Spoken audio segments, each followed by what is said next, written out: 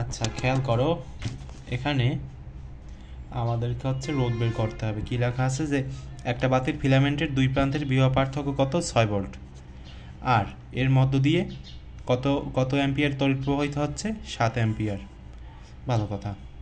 কি কি দেওয়া আছে এখানে লেখো যে বিভব পার্থক্য হচ্ছে ভি 6 ভোল্ট আর তড়িৎ প্রবাহ আই। আই মানে কি? আই মানে হচ্ছে তোমার তড়িৎ প্রবাহ 7 অ্যাম্পিয়ার। ভালো কথা। আমাদেরকে বের করতে হবে রোধ। রোধ আর সমান কি বলো তো? কি আমরা সেটা জানি না, আমাদের বের করতে হবে। এখানে বাংলা ভাষায় লিখবা যে বিভব পার্থক্য, এরপর হচ্ছে তড়িৎ প্রবাহ, রোধ, এগুলো লিখবা। এখানে লিখবা আমরা জানি, কি জানি আমরা?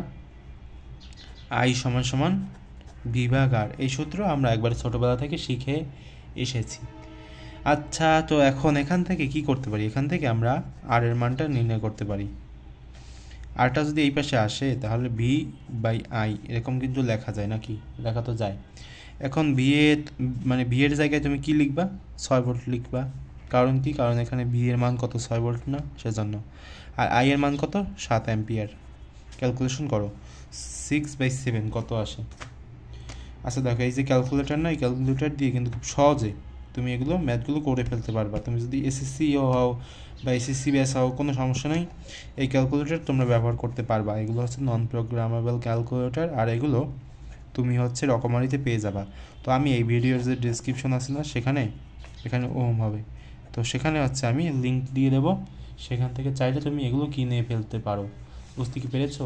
এই ক্যালকুলেটার আমি হচ্ছে এই যে 1.5 বছর পর্যন্ত ব্যবহার করতেছি।